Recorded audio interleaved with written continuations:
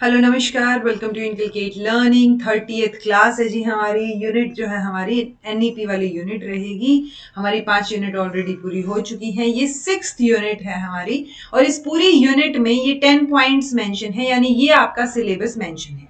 Technically ये NEP 2020 जो है वो आपके सिलेबस में मेंशन है और कंप्लीट एक यूनिट है, यानी हम बहुत अच्छे क्वेश्चन यहाँ से एक्सपेक्ट कर सकते हैं। ओके, अब इस यूनिट के लिए आपको क्या क्या करना है वो मैं आपको बता देती हूँ, प्लस इसी क्लास में इस यूनिट को फिनिश करेंगे, कंप्लीट करेंगे। Okay done.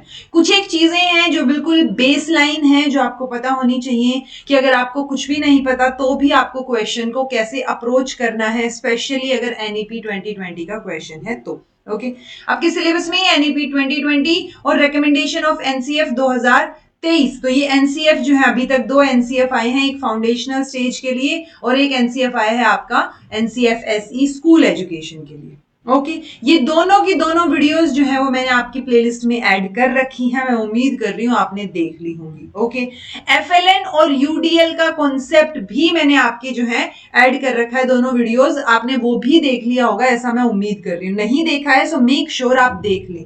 ओके, बाकी बची हुई चीजों के लिए भी, क्योंकि एनईपी का जो डॉक्यूमेंट है that is of 66 pages. Okay, तो उन 66 पेजेस को समझना ज्यादा जरूरी है। बहुत कम चीजें जो आपको रटनी है, याद रखनी है। अगर आप समझ लेंगे तो आपको ऑटोमेटिकली सारे क्वेश्चंस जो है वो आपके सोल्व हो जाएंगे। ओके, एनईपी 2020 की 6 वीडियोस, क्योंकि जब एनईपी 2020 आई थी तो मैंने बहुत डिटेल में उसको पढ़ के लाइन टू लाइन और फिर आपके लिए 6 वीडियोस जो है वो बनाई थी, जो मैंने आपकी प्लेलिस्ट में ऐड की हैं। सो फॉर कॉन्सेप्चुअल क्लैरिटी आप वो भी देख सकते हो। वो बोर्ड पे थी वो क्लासेस, बट आप वो देख सकते हो। ओके, अब बात आती है कि ये जो सिलेबस मेंशन है इसमें से, क्योंकि वो होता है ना, हमने एनईपी 2020 जब पढ़ी तो हमने मेन फीचर्स पढ़े, बट यहाँ पे इन्होंने स्पेशली मेंशन कर दिया कि अच्छा कॉन्सेप्ट ऑफ इक्विटी बताओ, या एजुकेशन, हायर एजुकेशन के फीचर्स क्या बोले गए, या प्रोफेशनल एजुकेशन के फीचर क्या बोले गए हैं, क्या उसके बारे में बोला गया है एनईपी 2020 में। सो ये चीजें जो है वो हम अभी डिस्कस करेंगे स्टेप वाइज। इक्विटी वाला कॉन्सेप्ट जो है, जो हमने इंक्लूजन किया था उस टाइम पे भी मैंने बता दिया था, सो आई होप आपको वो क्लियर होगा। ओके, सो अब हम एक एक करके इन चीजों को डिस्कस करते हैं एनईपी 2020 के बारे में। सबसे पहली चीज, ये मैंने आपको ऑलरेडी बता दिया है, इस यूनिट के लिए आपको ये वाली क्लास करनी है, उसके साथ साथ एनसीएफ एफएस 2022 जो है वो मैंने क्लास ऐड की है, वो आपको देखनी है। एनसीएफ एसई 2023 ये भी आपको देखनी है। एफएलएन और यूडीएल आपको देखनी है। मोर डिटेल्ड चीजों के लिए आप 6 क्लासेस जो मैंने बताई हैं वो देख सकते हो। प्लस मैंने आपके पीवाईक्यूज भी, यानी जो क्वेश्चन प्रैक्टिस है एनईपी से रिलेटेड, वो उसके भी वीडियोस डाल दिए हैं, तो आप अपनी प्लेलिस्ट पूरी देख के जाइएगा। It's very important, it's absolutely free. So आप कंप्लीट करके जाइए, देखिए, नोट्स बनाने हैं तो नोट्स बनाइए, अदरवाइज बाद में जब ये क्लासेस कंप्लीट हो जाएंगी, सो आई थिंक अगस्त से शुरू हो जाएंगे आपको नोट्स मिलने। सो 1 अगस्त या 2 अगस्त के अराउंड मैं आपको एक वीडियो बना दूंगी। सो वो अगस्त में जो है आप क्या देख सकते हो, इन क्लासेस की जितनी भी क्लासेस होंगी, प्लस यानी जितनी आपकी प्लेलिस्ट में मटेरियल होगा उसकी पीडीएफ जो है वो आपको मिल जाएगी अगर आपको चाहिए हो तो, but that will come as with a cost. सो वो चीज आप याद रखिए। जिस बच्चे के पास टाइम है, जिसने पहले से चैनल को देखा हुआ है, जो पहले से पढ़ता आ रहा है, जिसने अपने नोट्स बनाए हुए हैं, वो बच्चा प्लीज अपने नोट्स पे ही रिलाई करें, आपको जरूरत नहीं पड़ेगी। हाँ, क्वेश्चंस कैसे करने हैं, क्वेश्चंस जो है उसकी भी वीडियोस ऑलरेडी डली हुई हैं पीवाईक्यूज की। सो वो सारे क्वेश्चंस आपको करने, वो भी मैं पीडीएफ अवेलेबल करवाऊंगी, but again that will also come with a cost. तो वो चीज आप ध्यान रखिए, वो कॉस्ट उस टाइम की होगी। ओके, कि आप नोट्स नहीं बना रहे हो, आपके पास पीडीएफ है, आप स्क्रॉल कर लो। सो वो चीज आप ध्यान रखिएगा। जो बच्चे बना सकते हैं नोट्स वो प्लीज बनाइएगा। ओके, अगर आपने ये चीजें देख ली हो तो वेल एंड गुड, आप बहुत अच्छे से ये क्लास समझ लोगे। नहीं देखी है तो आप देख लीजिएगा इस क्लास के बाद। ओके जी, सबसे पहले आता है जी introduction of NEP 2020। So NEP 2020 की बात मैंने आपको बताई दी है कि अच्छा नेशनल एजुकेशन पॉलिसी है। चलो कुछ चीजें मैं वैसे बेसिक बता देती हूँ। सो बहुत टाइम से नेशनल एजुकेशन पॉलिसी नहीं आई थी अपनी। नेशनल एजुकेशन पॉलिसी अपनी 1986 के बाद जो है वो यही वाली पॉलिसी आई है।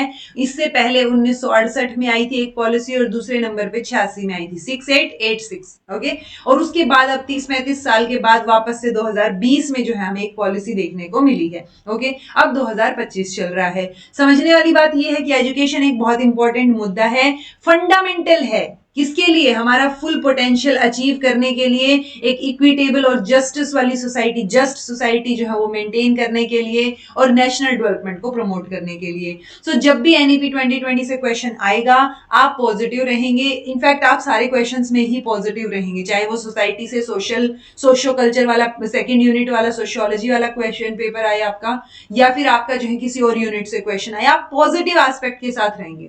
एनईपी 2020 में तो आप नेगेटिव जाइएगा ही मत। ओके, सो एजुकेशन के ऊपर है, बहुत इंपॉर्टेंट है। ओके, सो हमें पॉजिटिव रहना है कोई भी आंसर देते टाइम। ऑब्वियस सी बात है, हम एक हाई क्वालिटी एजुकेशन की बात करना चाह रहे हैं, हम जो है एक बहुत बेस्ट सोसाइटी बनाने की बात करना चाह रहे हैं, हम ग्लोबल लेवल पे जो है वो चीजों को लेके जाना चाह रहे हैं, और एक अफोर्डेबल एजुकेशन भी प्रोवाइड करवाना चाह रहे हैं, ताकि बाकी देशों से बच्चे जो है वो हमारे यहाँ आगे पढ़ें। ओके, इंडिया की पॉपुलेशन, हाईएस्ट पॉपुलेशन जो है वो यंग पीपल है, देखा जाए तो अगर पूरे वर्ल्ड में आप देखोगे, इनफैक्ट अभी हम हो भी गए होंगे, बट ऑफिशियल डाटा जो है वो सेंसस में पता चल जाएगा। ओके, सो ये सारी चीजें हमें पता है कि हाँ, हम एक यूनिवर्सल लेवल की education, universal high quality education की बात कर रहे हैं, जो हमें डेवलपिंग से डेवलप्ड कंट्री की तरफ लेके जाएगा और हमारे रिसोर्सेज को, स्पेशली हमारे ह्यूमन रिसोर्स को बेटर करेगा। ओके, एसडीजी का गोल भी है, ये आपको पता होना चाहिए कौन सा गोल नंबर है।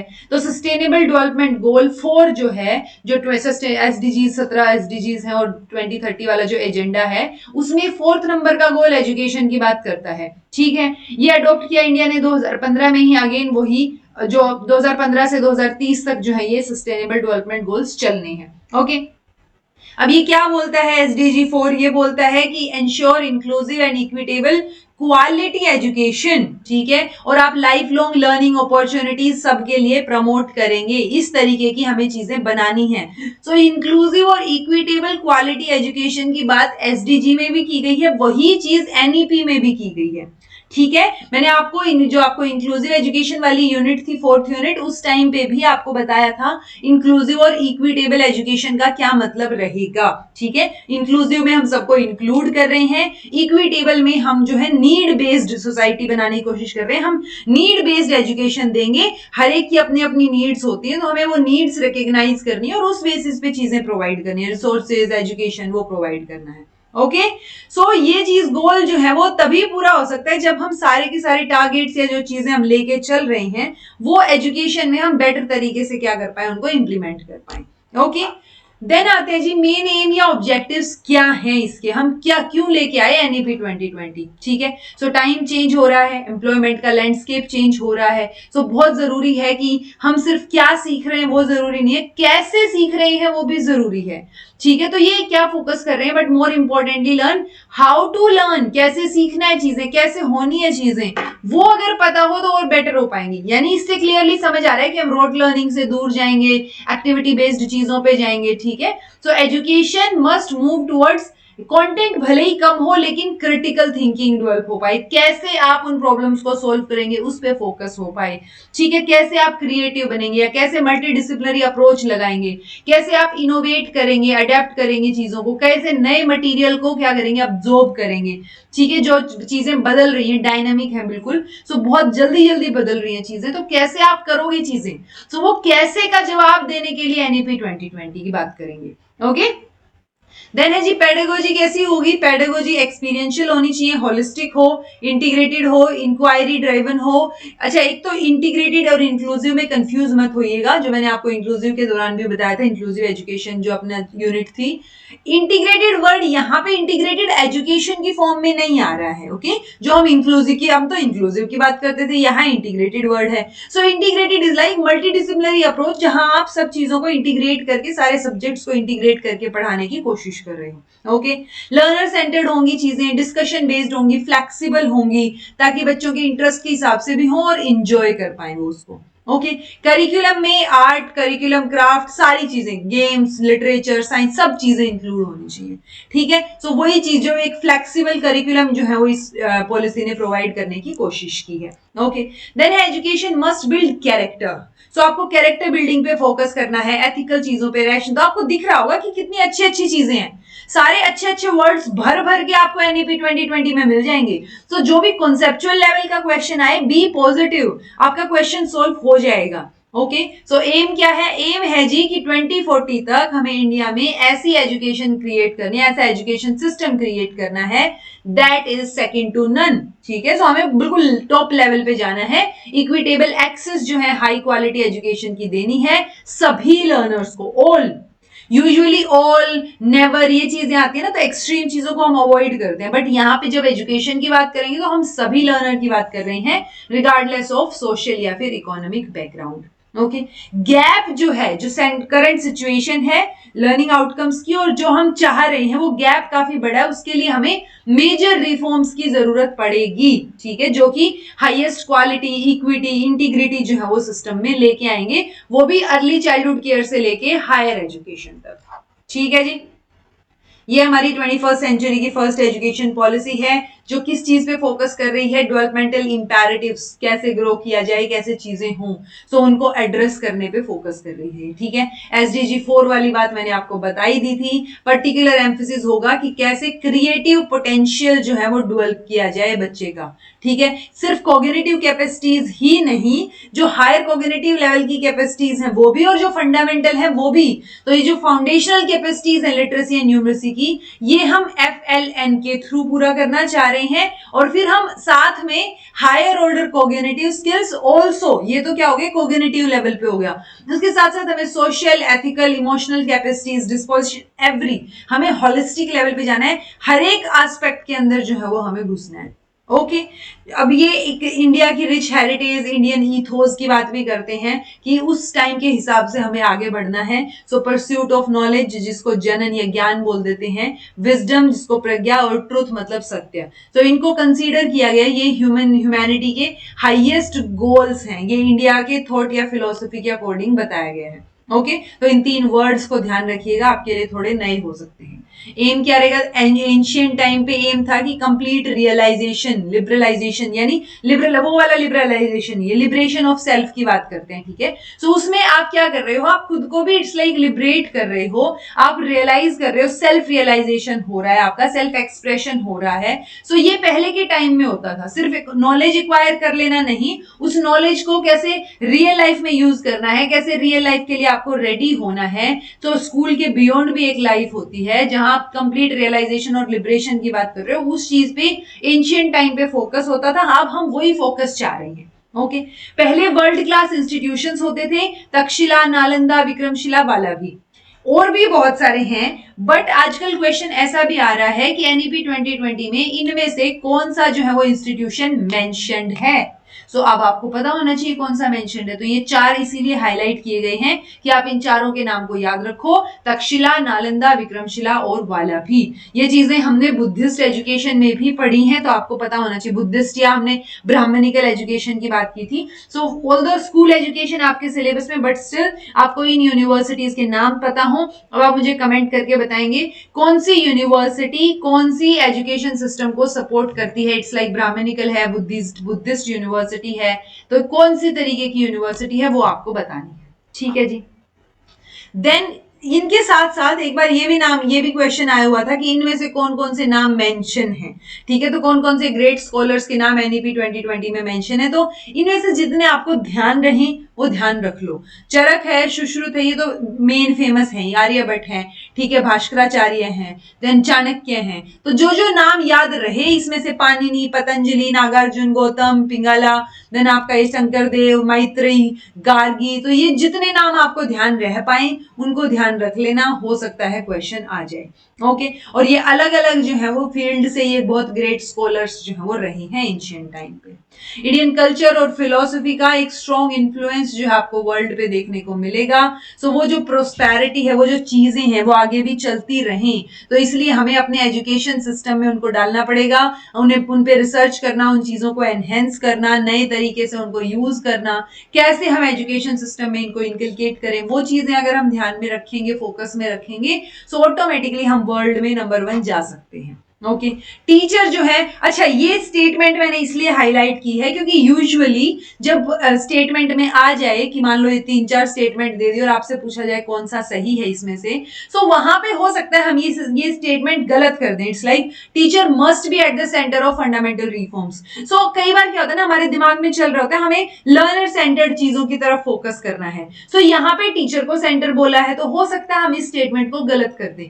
बट जब एनईपी 2020 की बात हो रही है, सो टीचर जो है वो सेंटर पे होना चाहिए जब फंडामेंटल रिफॉर्म्स की बात हो रही है। जो नई एजुकेशन पॉलिसी है जिसको हम रीएस्टैब्लिश कर रहे हैं चीजों को, सो वो बेसिकली टीचर्स को रीएस्टैब्लिश करना चाहिए। हमें बहुत एक्सीलेंट लेवल के टीचर्स की बात करनी है यहाँ पे। ओके सो वो होता है ना कि हमें अपनी जो बेसिकली क्योंकि टीचर ही आपकी जनरेशन को शेप करने वाले हैं, सो उस हिसाब से आपके टीचर भी एक्सीलेंट होने चाहिए। और वो एक्सीलेंस का एग्जाम्पल अगर मैं देखूं आजकल हरियाणा में, आप लोग जम्मू कश्मीर के लिए पढ़ रहे हो बट एचपीएससी, हरियाणा में एचपीएससी है सर्विस सिलेक्शन, ये सिलेक्शन बुक कमेटी या कमीशन, ठीक है। तो ये जो है क्या कर रहे हैं आजकल, ये असिस्टेंट प्रोफेसर के पेपर ले रहे हैं। सो असिस्टेंट प्रोफेसर के पेपर में इन्होंने पहला क्राइटेरिया तो बना दिया 35% जो है वो उस पे पास होने चाहिए। पहले आपकी स्क्रीनिंग होगी ऑब्जेक्टिव टाइप का जिसमें नेगेटिव मार्किंग होगी, देन आपका क्या होगा ये सब्जेक्टिव पेपर। वो सब्जेक्टिव पेपर में 35% आने चाहिए, यानी 150 नंबर का पेपर है तो 35% यानी कि 53-54 नंबर तो आने चाहिए आपके, 52 समथिंग, ठीक है। अब 15 क्वेश्चन आपको दिए गए हैं, 10-10 नंबर के हैं। 10 में से अगर सिर्फ 5 जो हैं, 5 मतलब 10 क्वेश्चन हो गए, नहीं 15 क्वेश्चन हो गए 10-10 नंबर के। सो हर एक क्वेश्चन में अगर 5 नंबर दिए तब जाकर, वो भी एवरेज, वो भी आप सारे अटेम्प्ट करके आओ। सो आजकल ये भी हो रहा है कि भाई इतने इसमें से मान लो इतनी पोस्ट निकाली हमने, लेकिन सारे बच्चों में से 35% कोई बच्चा ला ही नहीं पाया, जिस वजह से ये सारी की सारी पोस्ट नहीं भर सकती। तो इसके दो एस्पेक्ट आप देख सकते हो। एक तो ये एस्पेक्ट हो सकता है कि भाई हम बहुत अच्छे टीचर्स रिक्रूट करना चाह रहे हैं, इसलिए हम मार्किंग भी हार्ड कर रहे हैं। जो 15 के 15 क्वेश्चन फुल अच्छे से करके आया है, वो भी 3 घंटे के टाइम पे, तो वो जो है शायद पास हो जाए इसमें, राइट। बट अगर आपने हार्ड मार्किंग कर दी सब्जेक्टिव का तो कोई आइडिया नहीं होता। सो वो चीज है कि कई लोग बोलते हैं कि भाई ये तो इन्होंने नौकरी लगाने ही नहीं इसलिए कर रहे हैं। बट अगर मैं एनईपी 2020 से इसको रिलेट करके देखूं, that means they are searching for best teachers, excellent teachers, जो एक एजुकेशन सिस्टम को अपलिफ्ट करे, ठीक है। सो ये वो क्राइटेरिया है। सो वही चीज है कि कैसे वो इफेक्टिवली बनाएंगे, क्योंकि टीचर एक बैकबोन है देखा जाए तो। एनईपी उसमें अपनी 1968 में, या फिर जो आपकी वो थी क्या बोलते हैं कोठारी कमीशन था, उन्होंने भी बोला था, जवाहरलाल नेहरू ने भी बोला था कि आपको अगर आपके देश के बारे में, देश के फ्यूचर के बारे में जानना है तो आप उसके क्लासरूम देख लो, राइट। सो वही चीज है कि हम बेस्ट टीचर्स चाह रहे हैं। प्लस जब हम रिफॉर्म कर रहे हैं एजुकेशन सिस्टम को, सो टीचर जो है वो रिफॉर्म, फंडामेंटल रिफॉर्म के सेंटर में होना चाहिए। उसको पता है कैसे चीजें होती हैं, क्या होता है, तो वो चीजें, न्यू एजुकेशन पॉलिसी जो है वो very best and brightest to enter the teaching profession, हर एक लेवल पे उनको यहां लेके आना है by ensuring livelihood, respect, dignity, autonomy, वो सारी चीजें यहां मिलेंगी, while also instilling them in the system basic methods of quality control and accountability. So overall अच्छे टीचर्स लेके आने, और टीचर जो है वो सेंटर में रहेगा, ये स्टेटमेंट याद रखनी है। ओके देन फीचर्स और पिलर्स करके आपके सिलेबस में मेंशन है। तो ये कुछ एक फंडामेंटल प्रिंसिपल्स हैं जो आपकी इसमें एनईपी 2020 में मेंशन है। तो इन्हीं से ही आपको समझ आ जाएगी पूरी की पूरी जो है एनईपी का जिस्ट समझ आ जाएगा। Recognising, identifying, fostering the unique capability of each student, यानी हम इंडिविजुअल डिफरेंस पे फोकस कर रहे हैं, टीचर्स को, पेरेंट्स को सेंसिटिव बना रहे हैं, सेंसिटाइज कर रहे हैं, ताकि वो बच्चे की होलिस्टिक डेवलपमेंट पे फोकस करें। क्योंकि पहले क्या होता था, पेरेंट्स बोलते थे कुछ नहीं होता, खेल कूद से पढ़ाई पे ध्यान दो, पढ़ाई पे ध्यान दो, ठीक है। सो इट्स लाइक यहाँ पे हमें पेरेंट्स और टीचर्स दोनों को ही सेंसिटिव बनाना है, और वो फोकस करें दोनों एस्पेक्ट्स पे, एकेडमिक में भी और नॉन एकेडमिक स्फीयर्स पे भी। तो होलिस्टिक डेवलपमेंट पे फोकस रहेगा। हाईएस्ट प्रायोरिटी जो है वो फंडामेंटल लिटरेसी एंड न्यूमरेसी यानी FLN को अचीव करने पे दी जाएगी बाय द ग्रेड 3, यानी तीसरी क्लास की बात हो रही है। जब आप ईयर देखेंगे तो ये 9 साल की एज हो जाएगी तब तक। ओके फ्लेक्सिबिलिटी पे फोकस रहेगा, कोई हार्ड सेपरेशंस नहीं है जो हमने आज तक मेन फीचर्स में पढ़ी हैं चीजें। मल्टी डिसिप्लिनरी और होलिस्टिक एजुकेशन पे हमारा फोकस रहेगा कि आप मैथ्स के साथ साइंस ले सकते हो, ठीक है, या आपके ह्यूमैनिटीज के साथ साइंस ले सकते हो। सो वो कोई हार्ड सेपरेशन भी नहीं होगा। एंड देन एम्फेसिस रहेगा कॉन्सेप्चुअल अंडरस्टैंडिंग पे, रोट लर्निंग पे फोकस नहीं करना है हमें, क्रिएटिविटी और क्रिटिकल थिंकिंग पे फोकस करना है, कैसे लॉजिकल डिसीजन मेकिंग बच्चा ले सकता है उस पे फोकस करना है। Then ethics, human constitutional values पे फोकस करना है। तो देख रहे हो कितनी अच्छी अच्छी चीजें हैं सारी की सारी, आपको वर्ड टू वर्ड भी पढ़ोगे ना तो समझ आ जाएगा। इनफैक्ट आपके सिलेबस में इतनी डिटेल में मेंशन कर दी चीजें और पूरी एक यूनिट दे दिया आपकी 2020 के ऊपर कि मुझे लग रहा है कि हर एक बच्चे को वो 66 पेज बैठ के एक बार पढ़ लेने चाहिए। ठीक है, अगर नहीं पढ़ पा रहे हो तो वो जो 6 वीडियोस मैंने बनाई है वो भी सुन लो, ये भी सुन लो। तो मैंने कोशिश की है कि सब कुछ भी इंक्लूड ना हो बट आपको मोटे तौर पे आइडिया हो जाए सुनने से। ठीक है, मल्टीलिंगुअलिज्म पे आप फोकस कर रहे हो, प्रमोट कर रहे हो उस चीज को, उसको एक जो है हडल की तरह नहीं मानना है, उसको एक अपॉर्चुनिटी की तरह ट्रीट करना है कि आपकी क्लास में एक से ज्यादा भाषा बोलने वाले बच्चे हैं। लाइफ स्किल्स जो है उनके ऊपर फोकस करना है। देन आपके फोकस करना है रेगुलर फॉर्मेटिव असेसमेंट पे। ठीक है, तो असेसमेंट आपके सिलेबस में मेंशन है, सो रेगुलर फॉर्मेटिव असेसमेंट पे फोकस है। जो आजकल का कोचिंग कल्चर जो कि समेटिव असेसमेंट पे फोकस करता है उससे दूर जाना है अपने को। तो ये बात आपको ध्यान रखनी है कि आपको कोचिंग कल्चर से दूर, आपको समेटिव असेसमेंट की बजाय फॉर्मेटिव पे फोकस करना है। आपको अब कोचिंग कल्चर के अपोज अगर हम जा रहे हैं दैट मींस हम कमर्शियलाइजेशन नहीं होने देना चाह रहे एजुकेशन का। ठीक है, जो एक्सटेंसिव यूज ऑफ टेक्नोलॉजी जो है वो हम टीचिंग लर्निंग में दिव्यांग स्टूडेंट्स के लिए या बाकी एजुकेशनल प्लानिंग और मैनेजमेंट में कर सकते हैं। डाइवर्सिटी और respect for the local context. ठीक है, सो आपको डाइवर्सिटी यानी हर एक बच्चे की अलग अलग जो नीड्स हैं उनकी रिस्पेक्ट करनी चाहिए, इंडिविजुअल डिफरेंसेस को कंसीडर करना चाहिए। फुल इक्विटी और इंक्लूजन जो है वो आपके एजुकेशन सिस्टम में होनी चाहिए। करिकुलम सिनर्जेटिक होना चाहिए आपका, आप हर एक लेवल पे या बात कर रहे हो तो हर एक लेवल पे एडवांस्ड हो चीजें, यानी कि फर्स्ट से सेकंड में, सेकंड से थर्ड में कनेक्टेड सी हो चीजें।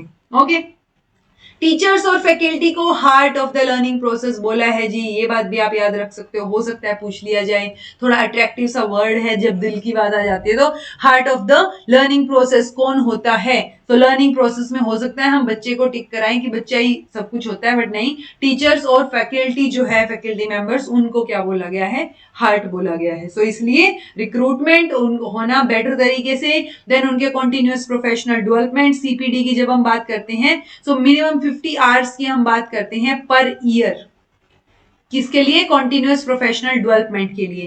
पॉजिटिव वर्किंग एनवायरनमेंट हो, सर्विस कंडीशंस हो। ठीक है, लाइट बट टाइट एक रेगुलेटरी फ्रेमवर्क पे हम फोकस कर रहे हैं, ट्रांसपेरेंसी पे फोकस कर रहे हैं, रिसोर्स एफिशिएंसी पे फोकस कर रहे हैं, आउटस्टैंडिंग रिसर्च होना चाहिए, कॉन्टिन्यूअस रिव्यू होना चाहिए चीजों का, rooted and pride in India यानी इंडियन एथिक्स, इंडियन जो कल्चर है उसके बेसिस पे चीजें होनी चाहिए।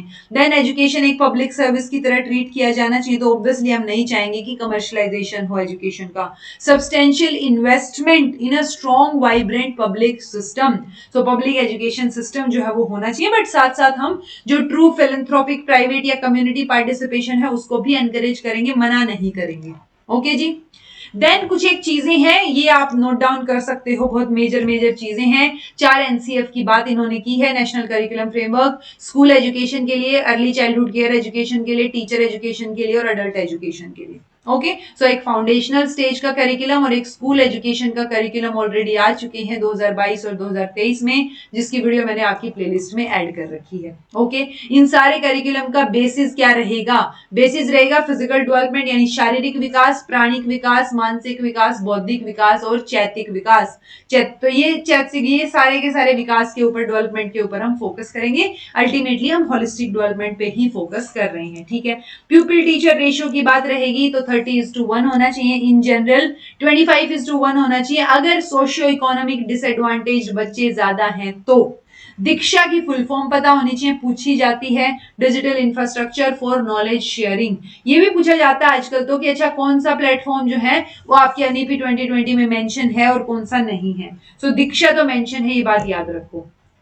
100% ग्रोस एनरोलमेंट रेशियो जो है वो हम चाह रहे हैं 2030 तक। ओके, ये फुल फॉर्म्स हैं जिनकी बात यहाँ की गई है। संस्कृत नॉलेज सिस्टम की भी बात की, सिंपल स्टैंडर्ड संस्कृत की, संस्कृत थ्रू संस्कृत की और इंडियन साइन लैंग्वेज की बात इन्होंने की है। इंडियन साइन लैंग्वेज वाला क्वेश्चन कई बार आया हुआ है। ओके, कि आईएसएल या कौन से जो है वो लैंग्वेज सिस्टम की बात एनईपी 2020 करता है।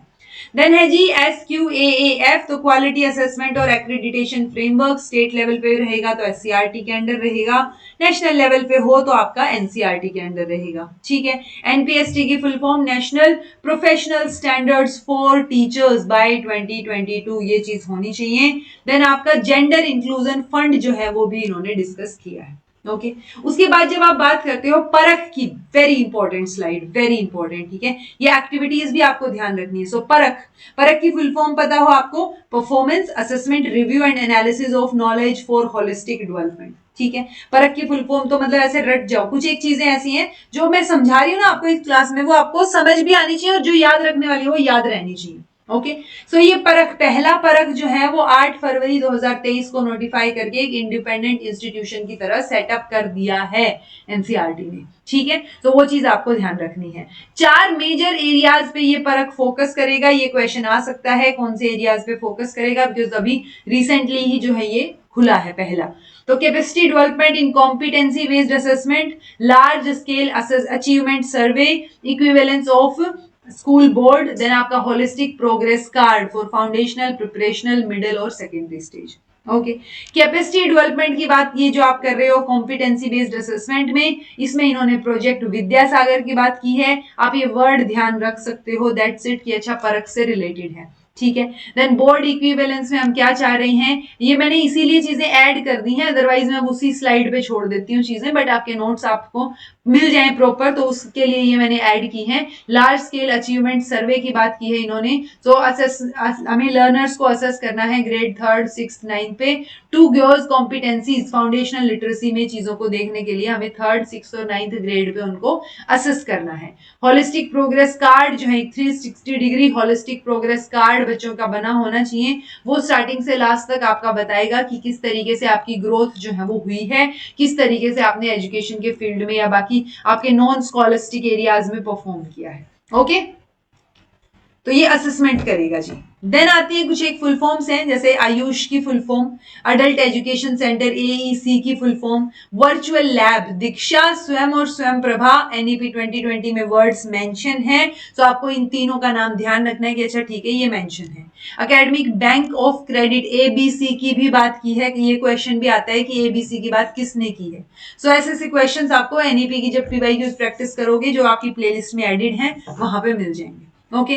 देन ये कुछ एक फुल फॉर्म्स हैं, एसएमसी, एससीएमसी, एसडीपी, एससीडीपी पूछी जा सकती है, कोई भरोसा नहीं, कभी भी पूछी जा सकती है, ठीक है। आंगनवाड़ी जो है वो 5 to 10 किलोमीटर के रेडियस में होनी चाहिए, सबसे पहले ये कोठारी कमीशन ने सजेस्ट किया था, इन्होंने भी वही चीज आगे फॉरवर्ड कर दी, ठीक है। बाल भवन अगर हैं तो उनको स्ट्रेंथन करना है, नहीं है तो उनको एस्टेब्लिश करना है, ओके।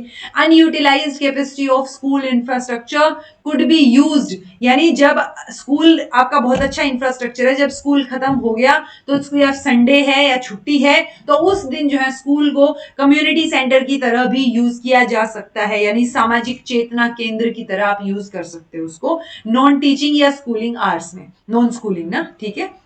देन है जेंडर इंक्लूजन फंड डिस्कस किया है, कस्तूरबा गांधी बालिका विद्यालय को और स्ट्रेंथन किया है इन्होंने, अप टू 12th ग्रेड जो है वो हाई क्वालिटी एजुकेशन प्रोवाइड करने की बात की है। किसको ये बालिका विद्यालय, किसके लिए, ये गर्ल्स के लिए जो कि सोशियो इकोनॉमिक डिसएडवांटेज बैकग्राउंड से आती है, ठीक है। Triple S A S Q A F CPD CMP इनकी फुल फॉर्म आपको पता हो।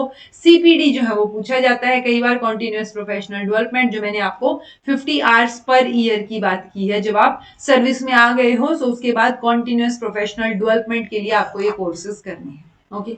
3 लैंग्वेज फॉर्मूला कंटिन्यू रहेगा, एक भारत श्रेष्ठ भारत की बात की है, लेकिन ये जो एक्टिविटी है ये सिर्फ मजे मजे के लिए जॉयफुल एक्टिविटी है, इसमें कोई असेसमेंट, किसी भी तरीके की असेसमेंट इंक्लूडेड नहीं है, बट 6 to 8 ग्रेड के बच्चों के लिए एक भारत श्रेष्ठ भारत जो कि the languages of India project है उससे रिलेटेड है, ये आपको पता होना चाहिए, ठीक है। 2025 तक at least 50% of learners through school and higher education, उनको एक्सपोजर मिल जाना चाहिए वोकेशनल एजुकेशन का। 4 साल का इंटीग्रेटेड बीएड इन्होंने डिस्कस किया है। मिनिमम डिग्री क्वालिफिकेशन रहेगी स्कूल टीचर के लिए, जैसे आज बीएड है तो बाद में 4 साल का बीएड होगा। इट्स लाइक ये चाह रहे हैं कि अगर 12th के बाद किसी को इंजीनियरिंग करनी है तो 4 साल का कोर्स करते हो ना, तो अगर आपको टीचर बनना है तो 12th के बाद आप ये 4 साल का इंटीग्रेटेड बीएड वाला कोर्स करेंगे, ठीक है। 2 साल की बीएड अगर किसी ने बैचलर कर रखी है स्पेशलाइज सब्जेक्ट में, वही 3 साल की बैचलर, किसी ने 4 साल की बैचलर कर रखी है तो 1 साल की बीएड हो जाएगी।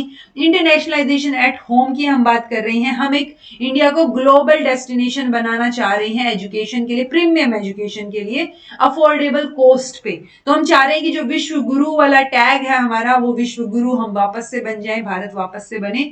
सो वो जो है इंटरनेशनलाइजेशन एट होम के अंडर इन्होंने मेंशन किया है। Okay, choice based credit system जो है वो उसको भी रिवाइज किया जाएगा। इनोवेशन और फ्लेक्सिबिलिटी जो है उसके अंदर एड ऑन की जाएंगी। ओके, उसके अलावा 100% ग्रोस एनरोलमेंट रेशियो, तो मैंने ऊपर भी बता दिया था आपका 2030 सीपीडी सीएमपी, और आपका ये अच्छा ये ऊपर आ गया था, ये आई थिंक रिपीट हो गया, चलो कोई बात नहीं। देन है जी एनईटीएफ, इससे रिलेटेड क्वेश्चन इस बार नेट में आया हुआ था, तो ये आपको पता हो 3 जनवरी वाले में आया हुआ था आई थिंक, ठीक है। सो ये आपको एनईटीएफ से रिलेटेड पता हो। नेशनल एजुकेशनल टेक्नोलॉजी फोरम है जो क्रिएट किया गया है एक प्लेटफॉर्म की तरफ फ्री एक्सचेंज ऑफ आइडियाज के लिए, ठीक है। किससे related? On the use of technology, कैसे आप लर्निंग, असेसमेंट, प्लानिंग, एडमिनिस्ट्रेशन ये चीजों को एनहेंस कर सकते हो स्कूल और हायर एजुकेशन के लेवल पे। एम क्या रहेगा? ये डिसीजन मेकिंग को फैसिलिटेट करेगा इन चीजों से रिलेटेड। सो वो एम रहेगा। इसके फंक्शंस क्या होंगे? इंडिपेंडेंट एविडेंस बेस्ड एडवाइस जो है वो सेंट्रल और स्टेट गवर्नमेंट को ये देगा टेक्नोलॉजी से रिलेटेड। इंटेलेक्चुअल इंस्टीट्यूशनल कैपेसिटीज जो है वो एजुकेशनल टेक्नोलॉजी में बिल्ड करेगा। Then envision strategic thrust areas in this domain, तो टेक्नोलॉजी के एरिया में क्या डोमेन, क्या मेजर एरियाज हो सकते हैं, ये उसकी बात करेगा। नई डायरेक्शंस जो है वो रिसर्च और इनोवेशन को ये प्रोवाइड करेगा, ठीक है। सो एनईटीएफ ये आपका टेक्नोलॉजी से रिलेटेड है, फुल फॉर्म आपको पता हो। रेलेवेंट रहे इस फास्ट चेंजिंग वर्ल्ड में, रेलेवेंट रहने के लिए एनईटीएफ जो है वो रेगुलर इनफ्लो, ऑथेंटिक डाटा का इनफ्लो जो है वो मेंटेन करेगा यहाँ पे। ओके, सो वो चीज आपको पता होनी चाहिए।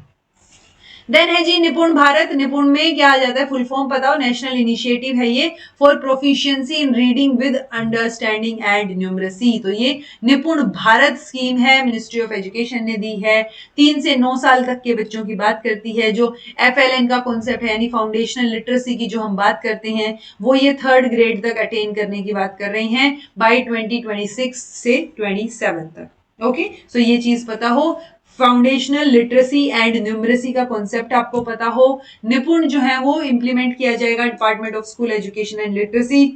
2 डिपार्टमेंट होते हैं मिनिस्ट्री ऑफ एजुकेशन के अंडर, एक आपका ये स्कूल एजुकेशन एंड लिटरेसी और दूसरा आपका कौन सा डिपार्टमेंट होता है? हायर एजुकेशन का डिपार्टमेंट। ओके, 5 टियर मैकेनिज्म हम इसमें फोकस करेंगे, फॉलो करेंगे, फोकस करेंगे उसके ऊपर। नेशनल लेवल पे, स्टेट लेवल पे, डिस्ट्रिक्ट लेवल पे, ब्लॉक लेवल पे एंड देन स्कूल लेवल पे, सभी स्टेट और यूटीज में, ठीक है। तो ये किसके अंडर है? ये अंडर है सेंट्रली स्पॉन्सर्ड स्कीम समग्र शिक्षा। समग्र शिक्षा में कौन सी 3 चीजें इंक्लूडेड होती हैं वो आप मुझे बताएंगे, किन 3 चीजों को मेजरली जोड़ के समग्र, मैंने नीचे बता ही दिया, ठीक है। तो 3 एग्जिस्टिंग स्कीम्स हैं जी, समग्र शिक्षा अभियान, राष्ट्रीय माध्यमिक शिक्षा अभियान और टीचर एजुकेशन। ओके, देन निष्ठा, ये मैंने स्लाइड के आई थिंक वो नहीं लगाए, एनिमेशंस नहीं लगाए, बट इट्स ओके, अब हमें कंप्लीट करनी है यूनिट। तो स्पेशल पैकेज जो है किसका? फाउंडेशनल लिटरेसी एंड न्यूमरेसी का। किसके अंडर? निष्ठा के अंडर। निष्ठा की फुल फॉर्म आपको पता हो। सो एक स्पेशल पैकेज जो है वो बनाया गया है एनसीईआरटी के द्वारा, जहां पे अराउंड 25 लाख टीचर्स जो है वो पढ़ सकते हैं और ट्रेन हो सकते हैं फाउंडेशनल लिटरेसी एंड न्यूमरेसी में। ओके, निष्ठा की कैपेसिटी बिल्डिंग प्रोग्राम है एक, improving quality of school education through integrated teacher training. So better तरीके से हम यहाँ टीचर्स को डेवलप कर रहे हैं। 4 जो है फॉर्म ऑफ निष्ठा आपको दिखेगा। निष्ठा 1.0 जो कि एलिमेंट्री लेवल के टीचर्स के लिए, तो देखो निष्ठा की फुल फॉर्म क्या थी? नेशनल इनिशिएटिव फॉर स्कूल के head and teachers holistic advancement. तो हम स्कूल के हेड और टीचर्स दोनों की बात कर रहे हैं ना। तो एलिमेंट्री लेवल पे जो टीचर्स पढ़ाते हैं वो निष्ठा 1.0 में आ जाएंगे।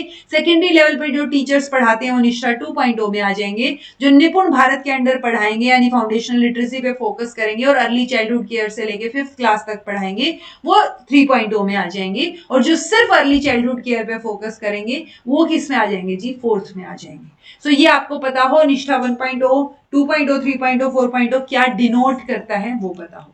ओके देन बात आती है जी स्कूल प्रिपरेशन मॉड्यूल की, SPM NEP 2020 जो है वो 3 महीने का, 3 महीने यानी कि 1 महीने में 4 हफ्ते, सो 12 हफ्ते या 3 महीने का play based school preparation module जो है वो इन्होंने जारी किया, रेकमेंड किया है फर्स्ट ग्रेड के बच्चों के लिए कि वो स्कूल रेडी हैं या नहीं है ये चेक करने के लिए। ओके देन ये कुछ एक जो है NCF FS फाउंडेशनल स्टेज का जो है उसके लिए याद करने वाली चीजें हैं। NEP 2020 वाले के भी कस्तूरी रंजन थे।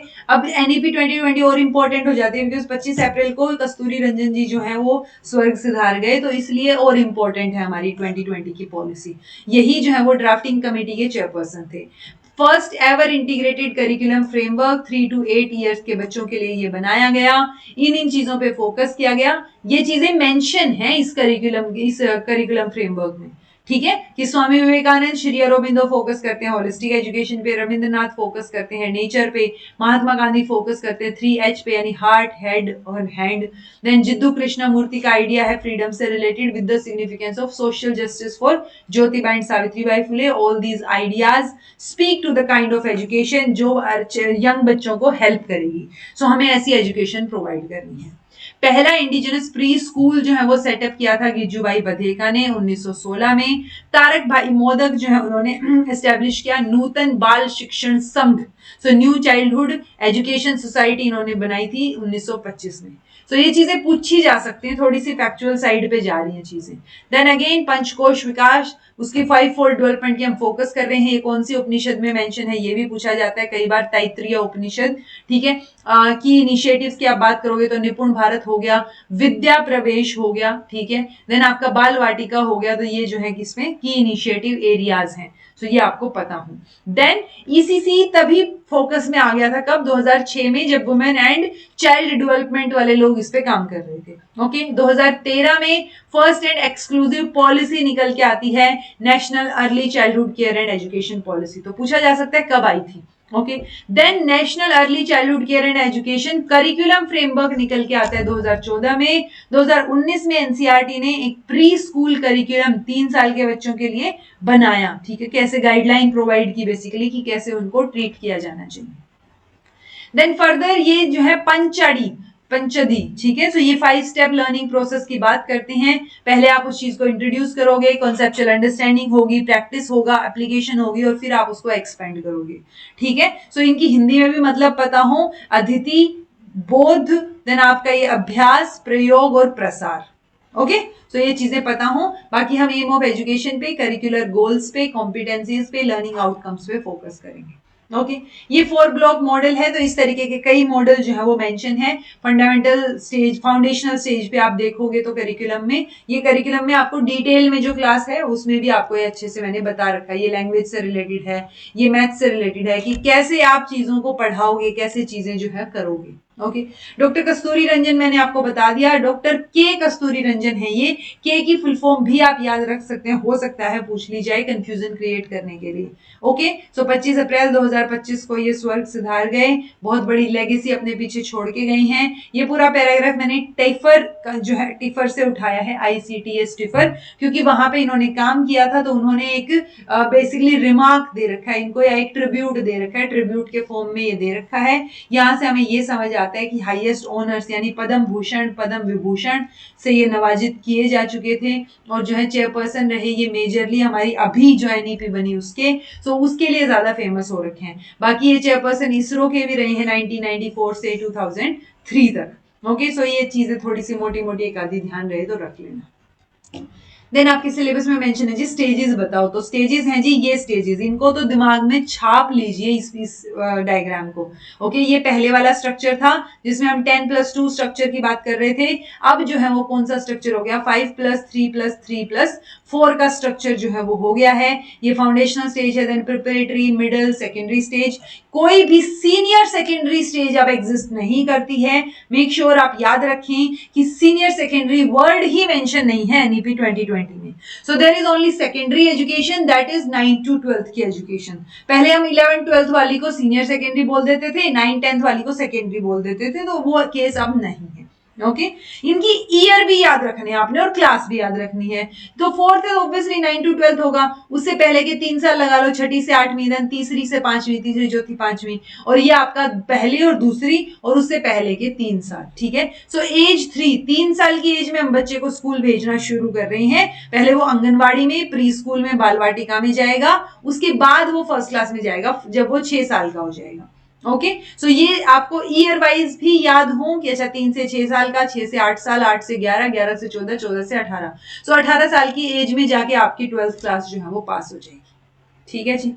देन आपके सिलेबस में मेंशन है जी हायर एजुकेशन के फीचर्स हमें बताने हैं। सो पार्ट 2 आप देखेंगे ना इस पॉलिसी में, तो इसमें आई थिंक 27 के अराउंड चैप्टर्स हैं। सो जो 9 चैप्टर से लेके 19 चैप्टर हैं, यानी ये 10 जो चैप्टर्स हैं ये हायर एजुकेशन की बात करते हैं। ओके हायर एजुकेशन में भी सारी अच्छी अच्छी बातें होंगी, आप खुद भी पढ़ सकते हो अगर आप एनईपी खोल के देखोगे, अदरवाइज इन नोट्स से भी पढ़ सकते हो। ठीक है, सो पहला चैप्टर आपको चैप्टर के नाम में ही समझ आ जाएंगे आधी से ज्यादा चीजें।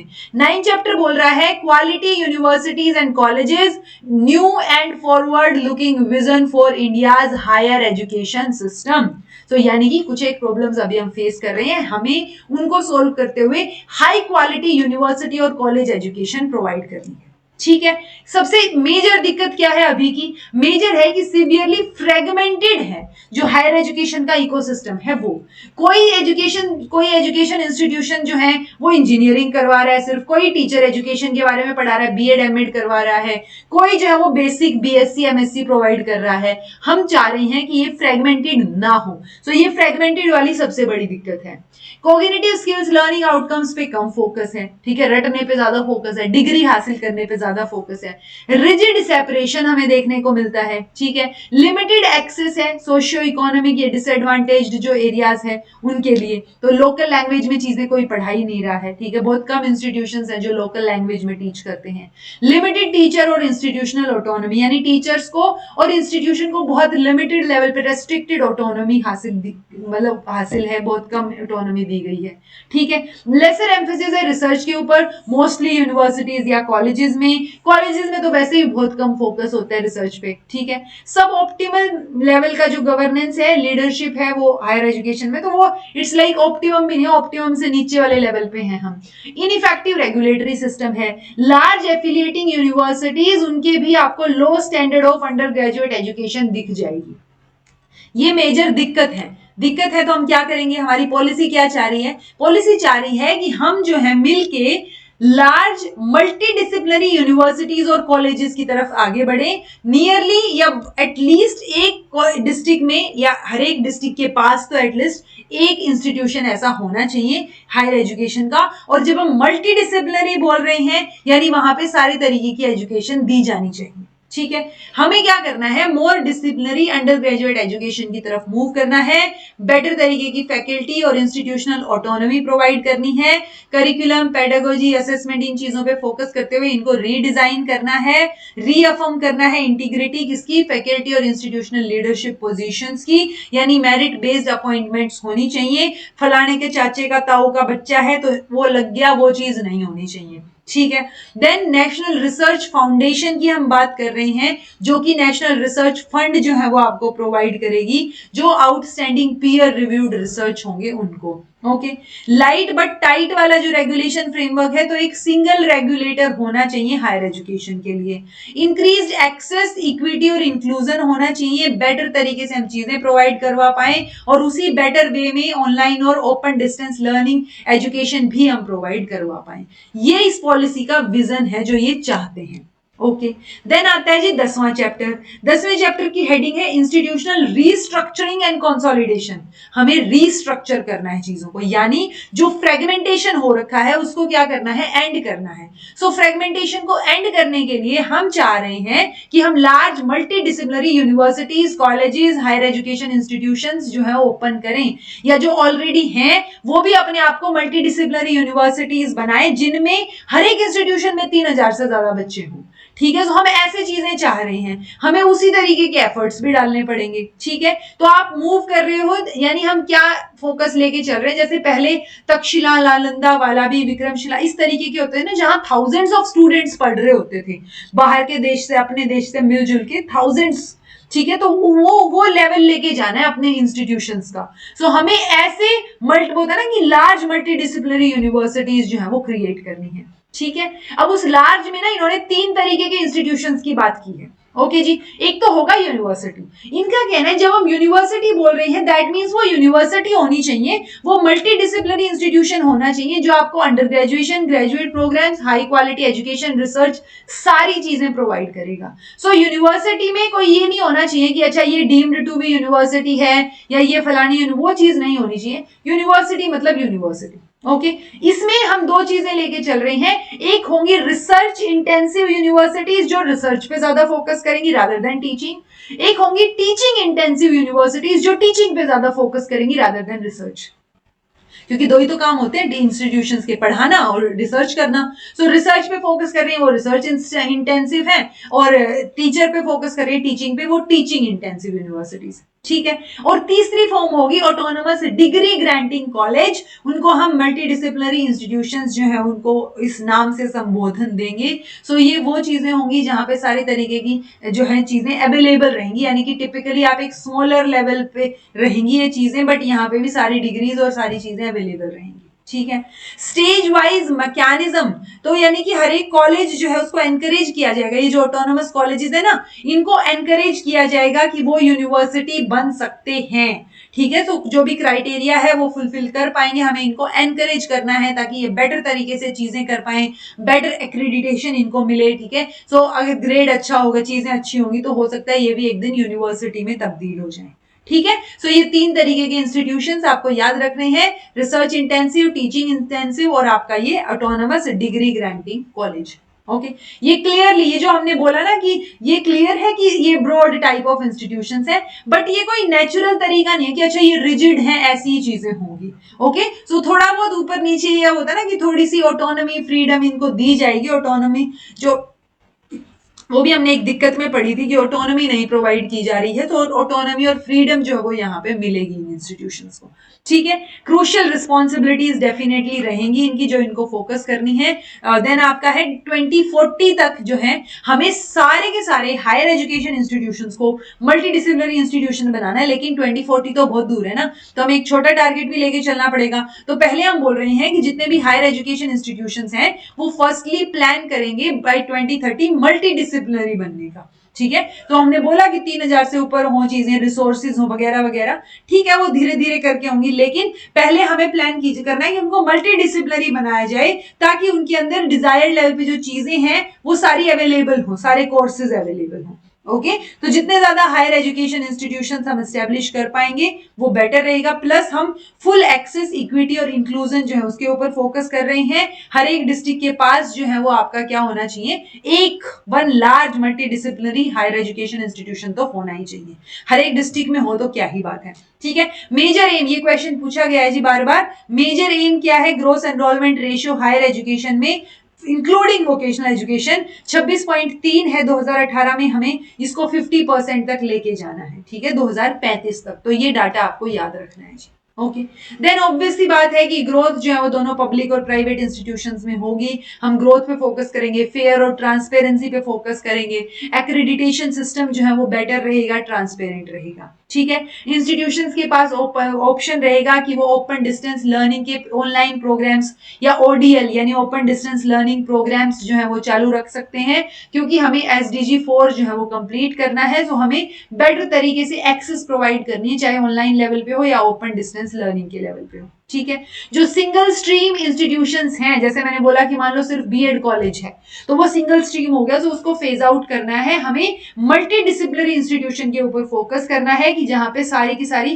फैसिलिटीज, सारे के सारे कोर्सेज जो है वो अवेलेबल हो। आपको देखने को मिलेगा आजकल कि बहुत सारे कॉलेजेस में, मान लो कोई बीएड कॉलेज था या कोई कॉलेज था, अब उसको मल्टी डिसिप्लिनरी बनाने के लिए बहुत एडवर्टाइजमेंट्स मिल जाएंगी कि अच्छा इतने टीचर्स जो है उनकी पोस्ट निकाली है वगैरह वगैरह। तो उसको सिर्फ शो करने के लिए कि अच्छा हमने इतनी रिक्वायरमेंट्स जो है वो हमारी हैं वगैरह वगैरह। सो वो कोशिश हो रही है कि अच्छा सिंगल स्ट्रीम से हम मल्टी डिसिप्लिनरी पे फोकस कर पाए। ठीक है जी। देन है न्यू रेगुलेटरी सिस्टम जो है वो यहाँ पे रहेगा, रेगुलेशंस अलग अलग रहेंगे, वो हम आगे पढ़ेंगे चीजों को, ठीक है। सो वो चीज रहेगी। ओवरऑल हायर एजुकेशन सेक्टर जो है वो इंटीग्रेटेड हायर एजुकेशन सिस्टम पे फोकस कर रहे हैं। हम प्रोफेशनल वोकेशनल हर तरीके की एजुकेशन को एक ही एम्बिट के अंडर लाने की कोशिश कर रहे हैं, ठीक है।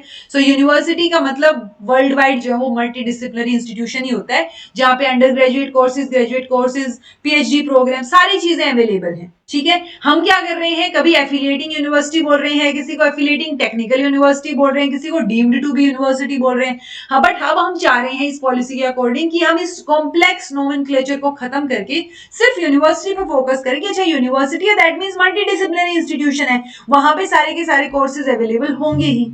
ओके, देन है जी 11th चैप्टर जो कि मोर होलिस्टिक और मल्टी डिसिप्लिनरी एजुकेशन पे फोकस कर रहा है, ठीक है। इसमें इन्होंने एंशिएंट टाइम का एक एग्जांपल दिया बहुत अच्छा सा, जिसमें बाण भट्ट की कादम्बरी, ठीक है, बाण भट्ट की कादम्बरी जो लिटरेरी वर्क है वो बहुत अच्छे से अच्छे एजुकेशन सिस्टम को 64 कला यानी 64 आर्ट्स के बारे में आपको पता हो तो वो एक अच्छा एजुकेशन सिस्टम होगा, ठीक है, उसको मान के चलते थे। बट आर्ट डजंट मीन कि ये सिर्फ आर्ट के सब्जेक्ट्स हैं, ठीक है, इसमें साइंटिफिक फील्ड की चीजें भी हैं। सो ये कला मान के चल रहे हैं उन चीज को कि अगर ये 64 कला हो तो जो है वो क्या हो सकता है, बहुत अच्छा एजुकेशन सिस्टम वो रहेगा। ओके, सो आपको ध्यान रखना है बाण भट्ट कादम्बरी, नाम ध्यान रखना है, ये पूछा जा सकता है, पूछा नहीं गया अब तक।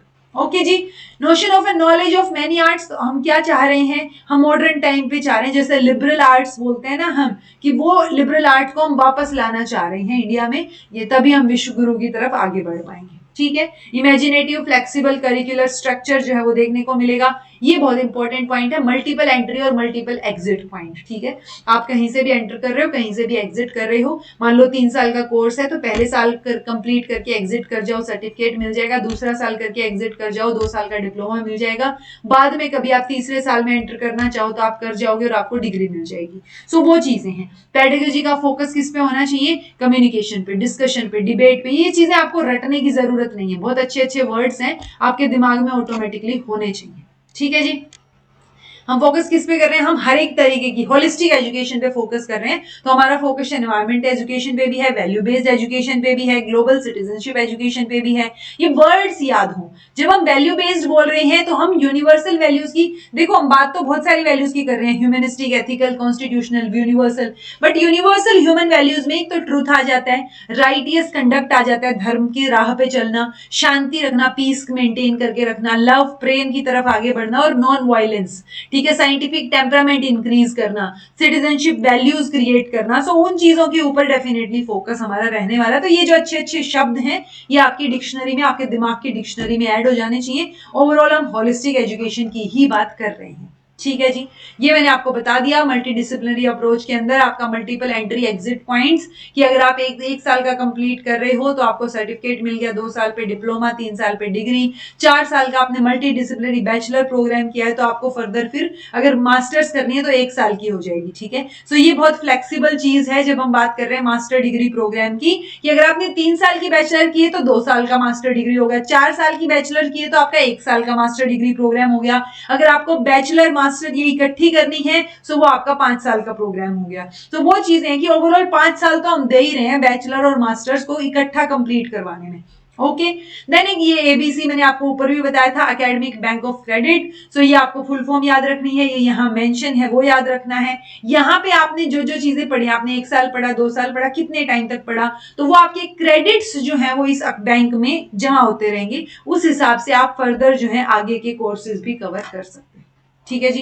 एनआरएफ यहाँ पे इन्होंने मेंशन किया है, नेशनल रिसर्च फाउंडेशन फंड भी है इसका ही, ठीक है। तो ये फंक्शन करेगा, ये हेल्प करेगा बेसिकली, अनेबल और support, will function to help, enable and support, ये जो वाइब्रेंट रिसर्च या रिसर्च की फील्ड में चीजों में हेल्प करेगा और फंडिंग भी प्रोवाइड करेगा, ठीक है।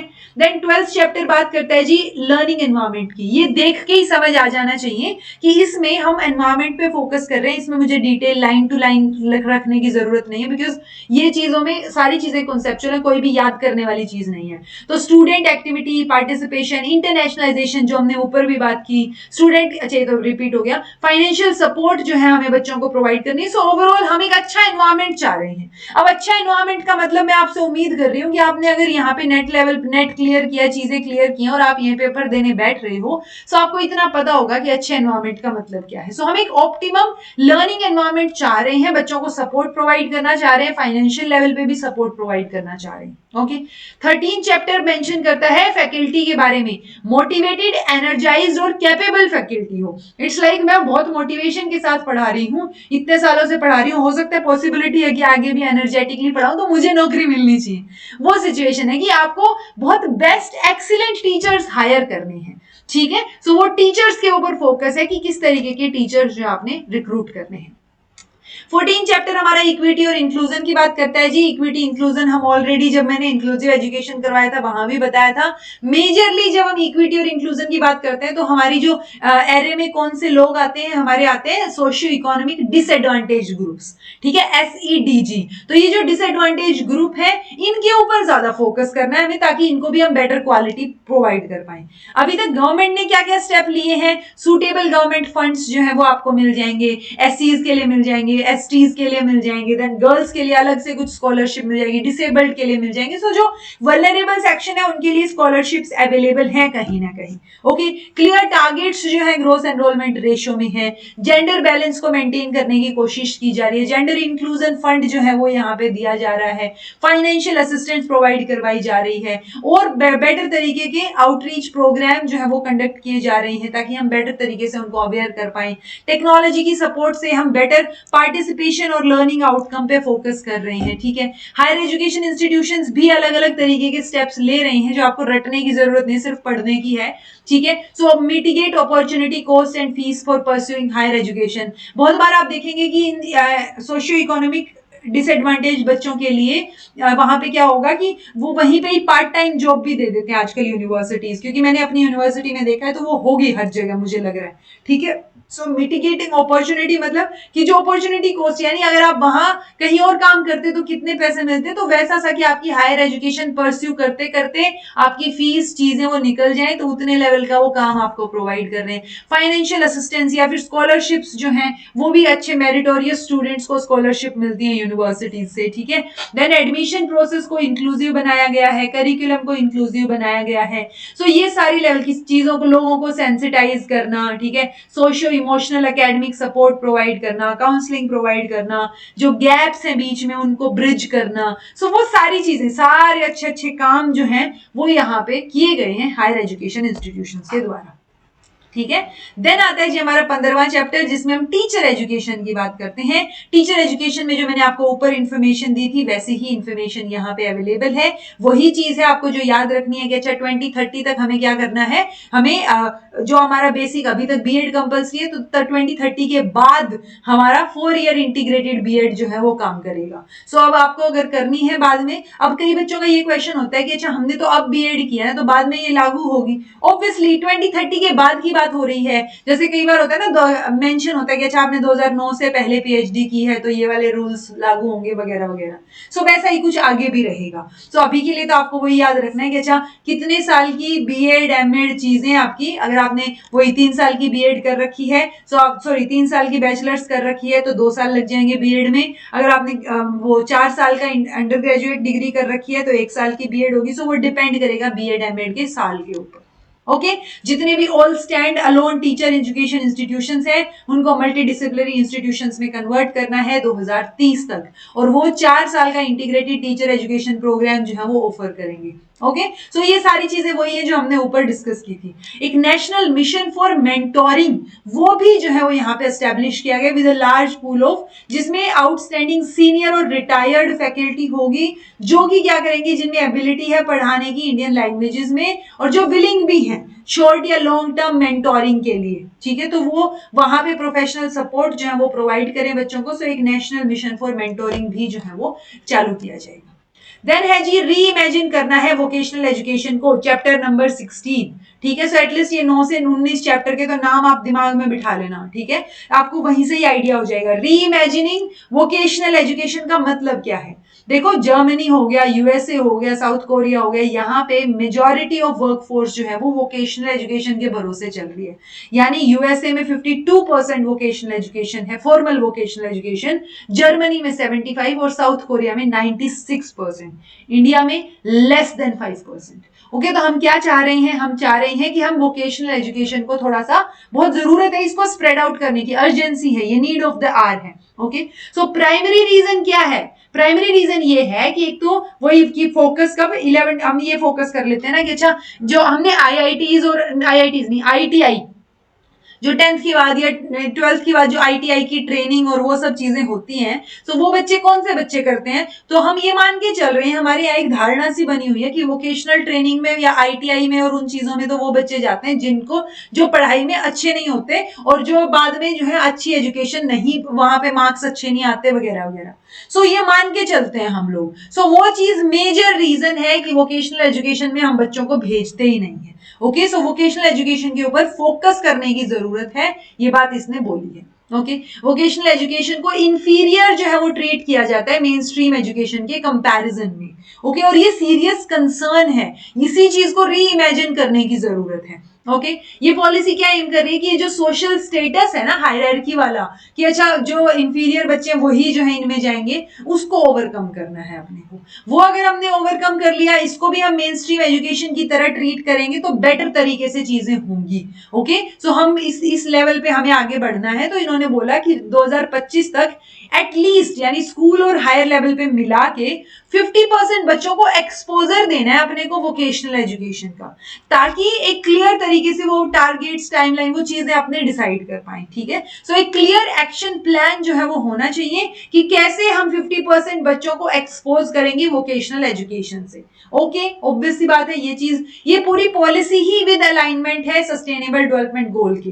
सो यहाँ पे जब वोकेशनल एजुकेशन की बात कर रहे हैं तो ये क्या आ गया जी, 4.4 नंबर गोल के अलाइनमेंट में हम यहाँ काम कर रहे हैं। ओके, वोकेशनल एजुकेशन ऑब्वियस सी बात है, अब हम क्या करेंगे नेक्स्ट डिकेड तक हम फेज्ड मैनर में चीजों को करेंगे। सेकेंडरी स्कूल्स जो है वो कोलैबोरेट करेंगे आईटीआई के साथ, पॉलिटेक्निक कॉलेजेस के साथ, देन आपका लोकल इंडस्ट्रीज के साथ। स्किल लैब्स हमें क्रिएट करनी है ताकि हम एक्सपेरिमेंटल प्रैक्टिकल लेवल पे बच्चों को वो चीजें सिखा पाए। ओके, बी वोकेशनल की डिग्री जो है वो जो 2013 में इंट्रोड्यूस की गई थी वो एग्जिस्ट करेगी, लेकिन और फर्दर 4 ईयर मल्टीडिसिप्लिनरी प्रोग्राम्स जो है वहां पे भी ये चीजें मेंशन रहेंगी, वहां पे भी वोकेशनल कोर्सेज जो है वो अवेलेबल रहेंगी। ओके, लोक विद्या की बात की इन्होंने, जो कि इंपॉर्टेंट शो करती है वोकेशनल नॉलेज के बारे में, यानी इंडिया से रिलेटेड वोकेशनल नॉलेज जो है या कैसे वोकेशनल एजुकेशन कोर्सेज चलते थे, क्या चीजें होती है, सो वो लोक विद्या वर्ड के अंडर जो है यहाँ पे मेंशन किया गया है। ठीक है, पॉसिबिलिटी है कि वोकेशनल कोर्सेज को ओडीएल मोड में भी एक्सप्लोर किया जाए, कि क्या पता उसकी वजह से ज्यादा एक्सेस जो है बच्चों को मिले और वो ओडीएल लेवल पे कर पाए चीजों को, ओपन डिस्टेंस लर्निंग के लेवल पे। ओके, एमएचआरडी जो है वो क्या करेगी, national committee for integration of vocational education, full form याद रखिएगा। इसमें एक्सपर्ट्स होंगे वोकेशनल एजुकेशन के, मिनिस्टर्स जो है वो होंगे, जो अलग अलग लेवल पे होंगे वो रिप्रेजेंट करेंगे, इंडस्ट्री के लोग भी कोलैबोरेट करेंगे। सो हम सारे के सारे मिलके जो है इस फील्ड में चीजों को आगे लेके जाएंगे। ठीक है जी। देन है आपका 17 चैप्टर जिसमें नेशनल रिसर्च फाउंडेशन की बात की गई है, जो नेशनल रिसर्च फंड भी प्रोवाइड करेगा। सो अगर आपको दोनों ऑप्शन में मिल जाए और फुल फॉर्म पूछा जाए तो नेशनल रिसर्च फाउंडेशन जो है वो फुल फॉर्म रहेगा। ओके, हम क्या चाह रहे हैं, हम रिसर्च के फील्ड में एक्सेल होना चाह रहे हैं, अच्छा करना चाह रहे हैं, क्योंकि हमारे यहाँ जीडीपी का सिर्फ 0.69% ही रिसर्च को दिया जाता है, जबकि यूनाइटेड स्टेट्स में 2.8% है, इजराइल 4.3% देता है रिसर्च को, और साउथ कोरिया 4.2% देता है जीडीपी का। सो वो रिसर्च और इनोवेशन में हमारी इन्वेस्टमेंट कम है, सो हमें इन्वेस्टमेंट बढ़ाने की जरूरत है। ओके, इन्वेस्टमेंट बढ़ाने के लिए अगर ये फंडिंग करेंगे तो जो ऑलरेडी फंड दे रहे हैं, डीएसटी दे रहा है, डीएई, डीबीटी, देन आपका यूजीसी, ये लोग जो फंड दे रहे हैं वो डेफिनेटली कंटिन्यू रहेगा उनके प्रायोरिटी और नीड्स के बेसिस पे, बट ये अलग से एनआरएफ जो है वो फंड प्रोवाइड करेगा। ठीक है, जो कि फोकस करेगा, ये फंड करेगा competitive peer reviewed grant proposals को, ठीक है, कि किन किन लोगों को ग्रांट देनी है रिसर्च के फील्ड में। सो जो बेटर प्रपोजल प्रेजेंट करेगा, जो इनको सोशल लेवल पे बेटर लगेगा प्रपोजल कि अच्छा इस फील्ड में बेटर रिसर्च हो सकती है, तो ये उन बड़े अच्छे कॉम्पिटिटिव प्रपोजल्स को जो है वो फंडिंग देंगे, ठीक है। देन है transforming the regulatory system of higher education. So यहाँ पे भी हम क्या चाह रहे हैं, चीजों को बेटर करना चाह रहे हैं, रेगुलेट करना चाह रहे हैं। यहाँ पे हमने क्या किया, जो रेगुलेशंस हैं, जो एडमिनिस्ट्रेशन लेवल पे चीजें चलती हैं, हम उनको री एनर्जाइज करें। उसके लिए हम 4 इंस्टीट्यूशनल स्ट्रक्चर्स की बात कर रहे हैं कि हम एक पूरा ओवरऑल बड़ा अम्ब्रेला बनाते हैं। उस अम्ब्रेला में, वो अम्ब्रेला का नाम रहेगा higher education commission of India, और उस हायर एजुकेशन कमीशन में 4 स्ट्रक्चर्स या 4 इंडिपेंडेंट वर्टिकल्स होंगे। ये चारों वर्टिकल्स आपको सीक्वेंस में याद रखने हैं। पहला वर्टिकल होगा national higher education regulatory council, दूसरा रहेगा नेशनल एक्रेडिटेशन काउंसिल एनएसी, तीसरा हायर एजुकेशन ग्रांट काउंसिल जो ग्रांट प्रोवाइड करेगा, और चौथा रहेगा जनरल एजुकेशन काउंसिल जो कि लर्निंग आउटकम्स पे फोकस करेगा, जनरल एट्रीब्यूट्स या ग्रेजुएट एट्रीब्यूट्स पे फोकस करेगा। ओके, सो बेसिकली, और जब एक्रेडिटेशन भी करेंगे ना तो वो बाइनरी प्रोसेस में होगा, वो ध्यान रखिए। ओके, ये चारों वर्टिकल्स आपको 1 2 3 4 पे याद हो। एक प्रोफेशनल स्टैंडर्ड सेटिंग बॉडीज की भी इन्होंने बात की, ये बहुत अच्छा रोल प्ले करेंगे एजुकेशन सिस्टम में। इनके मेंबर्स को इनवाइट किया जाएगा जनरल एजुकेशन काउंसिल, ये जो है जीईसी, इसके मेंबर्स की तरह, तो ये बात आप याद रखिएगा, ठीक है। आफ्टर रीस्ट हम क्या करेंगे, पीएसएसबीज को रिस्ट्रक्चर करेंगे। प्रोफेशनल स्टैंडर्ड सेटिंग बॉडीज में ये इनको मान के चल रहे हैं, सिर्फ 1 2 3 4 और 5। यहाँ पे लीगल यानी बार काउंसिल और मेडिसिन से रिलेटेड मेडिकल काउंसिल वो मेंशन नहीं है। यहाँ पे एग्रीकल्चरल रिसर्च की काउंसिल है, वेटनरी काउंसिल है, टीचर एजुकेशन की काउंसिल है, आर्किटेक्चर की काउंसिल है, वो वोकेशनल एजुकेशन और ट्रेनिंग की काउंसिल है। सो पीएसएसबीज में ये 5 में इंक्लूडेड है, ये बात याद रखनी है। 4 वर्टिकल्स याद रखने जो बहुत इंपॉर्टेंट है।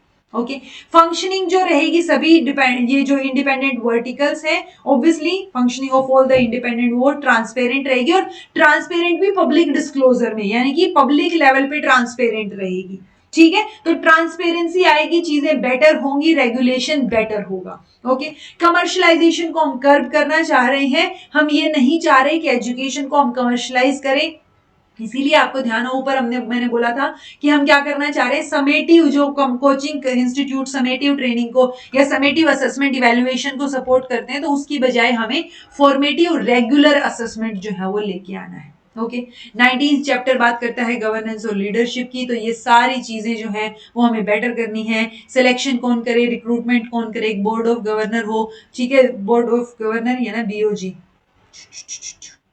बोर्ड ऑफ गवर्नर ही होता है जितना मुझे ध्यान है, ठीक है। सो एक rigorous impartial merit based competency process के थ्रू जो है चीजें लोग जो है वो रिक्रूट हो प्रोसेस में, ओके, स्पेशली एजुकेशन के लेवल पे। देन आपके सिलेबस में प्रोफेशनल एजुकेशन के फीचर्स मेंशन है जी। प्रोफेशनल एजुकेशन की जब आप बात करते हो तो वही चीजें जो मैंने ऊपर बताई थी कि जितनी भी स्टैंड अलोन यूनिवर्सिटीज है, प्रोफेशनल में अलग अलग आ गई, टीचिंग भी प्रोफेशन है, एग्रीकल्चर भी प्रोफेशन है, सो उसमें अलग अलग इन्होंने बोल दिया, जैसे preparation of professionals must involve in education, so ethics की education, importance of public purpose, ये सारी चीजें हो, ठीक है। देन हम बोल रहे हैं कि जितनी भी stand alone agricultural universities, legal universities, health science की, टेक्निकल स्टैंड अलोन इंस्टीट्यूशन जो बाकी फील्ड्स में हैं, उनकी बजाय हमें मल्टी डिसिप्लिनरी इंस्टीट्यूशंस पे फोकस करना है। हम मेजरली बात कर रहे हैं 2030 तक, ओके, और सभी इंस्टीट्यूशन की बात करेंगे तो 2040 तक, okay. Agricultural institution with allied discipline will be revived, okay. So जो universities basically, although agricultural universities 9% हैं, यानी अगर 100 यूनिवर्सिटीज हैं तो 100 में से 9 यूनिवर्सिटीज एग्रीकल्चरल यूनिवर्सिटी हैं, लेकिन इन 100 यूनिवर्सिटीज में मान लो 1000 बच्चे शामिल हुए तो उस 1000 का सिर्फ 1% ही वो कहाँ है, वो 9 यूनिवर्सिटीज में है, समझ रहे हो। सो 1000 का 1% कितना आएगा, 10 बच्चे, समझ रहे हो ना? तो क्या हो गया कि बच्चे कम है, एनरोलमेंट कम है इन यूनिवर्सिटीज में। सो हमें क्या करना है, हमें टेक्नोलॉजी को इंकलकेट करके बेटर करनी है चीजें, लोकल कम्युनिटी से डायरेक्ट कांटेक्ट करना है।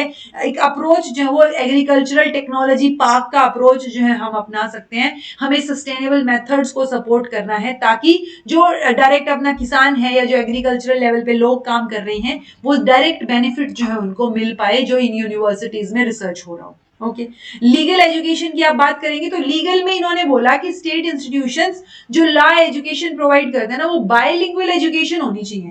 जो फ्यूचर के लॉयर्स या जजेस हैं, इंग्लिश तो होगा ही, उसके साथ साथ उस स्टेट की लैंग्वेज, ताकि जो लोग वहां पे रिक्रूट भी हो रहे हैं वो वहां की लैंग्वेज भी जानते हो। ऐसा ना हो कि सिर्फ इंग्लिश में ही हो रहा है, जैसे सुप्रीम कोर्ट का मैटर सिर्फ इंग्लिश में चलता है, ठीक है ना, वो हिंदी में सुनते ना वो किसी और लैंग्वेज में सुनते। सो वो चीज को बाद में फ्यूचर में अवॉइड करने के लिए अब हम लैंग्वेज के ऊपर फोकस कर रहे हैं, ठीक है।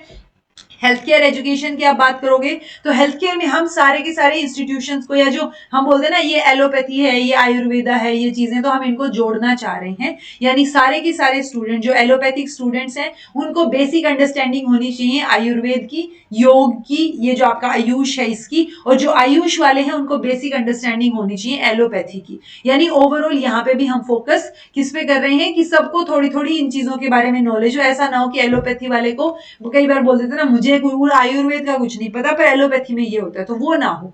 आपको आयुर्वेद का भी बेसिक आइडिया हो और आयुर्वेद वाले को एलोपैथी का बेसिक आइडिया हो। ओके, ग्रेटर एम्फेसिस है प्रिवेंटिव हेल्थ केयर पे कि हम मतलब लोगों को या बच्चों को लगाओ, लोगों को ही लगाओ, हम इंडिविजुअल्स को क्या करना चाह रहे हैं, मतलब बीमार होने से पहले जो प्रिवेंशन मोड में है, हम एम्फेसिस प्रिवेंटिव मोड पे रहेगा, ठीक है। देन टेक्निकल एजुकेशन, यहाँ पे भी वेल क्वालिफाइड मैन पावर की जरूरत है, क्लोजर कोलैबोरेशन की जरूरत है इंडस्ट्री और हायर एजुकेशन इंस्टीट्यूशंस में। सो वो सारी चीजें कि हम कैसे जो है आजकल की टेक्नोलॉजी और चीजों को इस्तेमाल करके प्रैक्टिकल लेवल पे भी चीजें कर सकते हैं, वो इन्होंने बोला है, ठीक है। देन है जी आपके सिलेबस में मेंशन है कि ओपन और डिस्टेंस लर्निंग से रिलेटेड कुछ रिकमेंडेशंस बताइए। सो ये रिकमेंडेशंस थोड़ी सी चैप्टर 3 में मेंशन है, जहां पे ये ड्रॉप आउट्स और यूनिवर्सल एक्सेस की बात करते हैं। वहां पे ये बोलते हैं कि जो ड्रॉपिंग रेट बढ़ रही है या मान लो ड्रॉप आउट्स ज्यादा हैं, सो उनको बेटर करने के लिए हम ओपन डिस्टेंस लर्निंग एजुकेशन का सहारा ले सकते हैं कि जो वैसे नहीं पढ़ सकते फॉर्मल एजुकेशन पे जाके वो ओडीएल के थ्रू पढ़ लो, ठीक है। तो एनआईओएस जो है, जो national institute of open schooling है, या स्टेट ओपन स्कूल्स हैं, वो एक्सपेंड किए जाएंगे, स्ट्रेंथन किया जाएगा उनको, और वो बेटर तरीके से कोर्सेज प्रोवाइड करेंगे। ये चीज आप याद रख सकते हो कि ये किस किस तरीके के प्रोग्राम्स जो हैं वो प्रेजेंट टाइम पे दे रहे हैं। एबीसी लेवल के यानी ग्रेड 3, 5 और 8 लेवल की formal school system, then 10th और 12th लेवल का इक्विवेलेंट कि आप पेपर दे सकते हो। अगर आपने बिल्कुल नहीं पढ़ा तो आप सीधा पढ़ के और 3rd ग्रेड का पेपर दो, देन 5th का दो, 8th का दो, 10th का दो, 12th का दो। ओके, वोकेशनल एजुकेशन कोर्सेज ये प्रोवाइड कर रहे हैं, अडल्ट लिटरेसी और लाइफ एनरिचमेंट प्रोग्राम्स ये प्रोवाइड कर रहे हैं, ठीक है। स्टेट्स को भी एनकरेज किया जाएगा कि वो रीजनल लैंग्वेज में चीजों को क्या करें, स्ट्रेंथन करें। तो जो state institute of open schooling है वो रीजनल लेवल में अगर एनकरेज करेगा, तो आपने मान लो अब जो बुजुर्ग है वो मान लो 70 साल का इंसान है, वो आज तक नहीं पढ़ा, लेकिन अपनी लैंग्वेज में तो थोड़ा बहुत पढ़ के वो पेपर दे सकता है, 3री क्लास का, 5वीं क्लास का। सो वो चीज के ऊपर फोकस करना है आपने। ओके, देन इवेल्युएशन और असेसमेंट है जी। इवेल्युएशन और असेसमेंट में आप देखोगे तो फोकस है रेगुलर फॉर्मेटिव असेसमेंट के ऊपर, कॉन्टिन्यूअस रिव्यू पे फोकस है। देन आपका ये ईसीसीई ट्रेनिंग जो आंगनवाड़ी वर्कर्स या टीचर्स हैं will be mentored by cluster resource centre of school education department, जो कि महीने में एटलीस्ट एक बार कॉन्टिन्यूअस असेसमेंट जो है वो करेंगे। ओके, रोबस्ट हम फोकस देखो, फोकस हमारा कॉन्टिन्यूअस फॉर्मेटिव असेसमेंट के ऊपर ही है, ठीक है। जो भी असेसमेंट के टूल्स हैं, assessment as of for learning, उनको हम अलाइन करना चाह रहे हैं, ठीक है। यानी आपको ये बताओ असेसमेंट एज लर्निंग मतलब हम सेल्फ लर्निंग की बात कर रहे हैं, असेसमेंट ऑफ लर्निंग यानी लर्निंग हो चुकी है तो हम समेटिव असेसमेंट की बात कर रहे हैं, असेसमेंट फॉर लर्निंग है तो हम फॉर्मेटिव असेसमेंट की बात कर रहे हैं। ओके। मल्टी लेवल टीचिंग और इवेल्युएशन होना चाहिए, अलग अलग लेवल पे इवेल्युएशन या कॉन्टिन्यूअस इवेल्युएशन होते रहना चाहिए, क्रेडिबल इवेल्युएशन सिस्टम होनी चाहिए, कॉन्टिन्यूअस कॉम्प्रिहेंसिव होना चाहिए, टेक्नोलॉजिकल इंटरवेंशन जो है वो हमें हेल्प कर सकते हैं टीचिंग लर्निंग और इवेल्युएशन प्रोसेस को इंप्रूव करने के लिए। ऑनलाइन असेसमेंट और एग्जामिनेशन रहेगा, जो बॉडीज हमने पढ़ी, जैसे हमने परख पढ़ा, स्कूल बोर्ड, एनटीए, ये जो लोग अब करते हैं असेसमेंट इस तरीके से, सो वो चीजें आगे रहेंगी। हाँ, हम कुछ नए तरीके जो हैं वो पायलट स्टडी करके हम डाल सकते हैं एज पर जो हमारी 21st सेंचुरी की स्किल्स हैं उनके असेसमेंट के लिए। ओके, देन एम क्या है असेसमेंट का? ऑब्वियसली हम चीजों को बेटर करना चाह रहे हैं, हम समेटिव से या रोट लर्निंग से फोकस कर हटा के अपना रेगुलर और फॉर्मेटिव पे जाना चाह रहे हैं, कॉम्पिटेंसी बेस्ड पे जाना चाह रहे हैं, जहां पे हम हायर ऑर्डर थिंकिंग स्किल्स को असेस कर पाए। ओके, प्राइमरी पर्पस क्या रहेगा? लर्निंग रहेगा, कि सिखाना है। तो प्राइमरी पर्पस जब लर्निंग है तो वो फॉर्मेटिव असेसमेंट में होता है। ठीक है, एक प्रोग्रेस कार्ड होगा अपना जो आपको बताएगा कितनी प्रोग्रेस हुई है, 360 डिग्री होलिस्टिक कार्ड ये आपका बताएगा। इसमें आपकी self assessment, peer assessment, teacher ने जो असेसमेंट किए, बच्चे ने जो खुद असेसमेंट किए, वो सारी चीजें होंगी। ओके, ये होलिस्टिक प्रोग्रेस कार्ड जो है वो एक लिंक क्रिएट करेगा आपके घर और स्कूल के बीच में। टीचर्स जो आपके पेरेंट्स के साथ मीटिंग करेंगे, पेरेंट टीचर मीटिंग में वो इस कार्ड के बारे में, आपकी परफॉर्मेंस के बारे में, सारी चीजों के बारे में बताएंगे। ठीक है, सो हम क्या चाह रहे हैं? Transforming assessment for student development. तो बच्चे को डेवलप करना चाह रहे हैं, इसलिए हम असेसमेंट को थोड़ा सा चेंज कर रहे हैं। ठीक है, बोर्ड एग्जामिनेशन को रीडिजाइन किया जाएगा, वो चीज ध्यान रख सकते हो।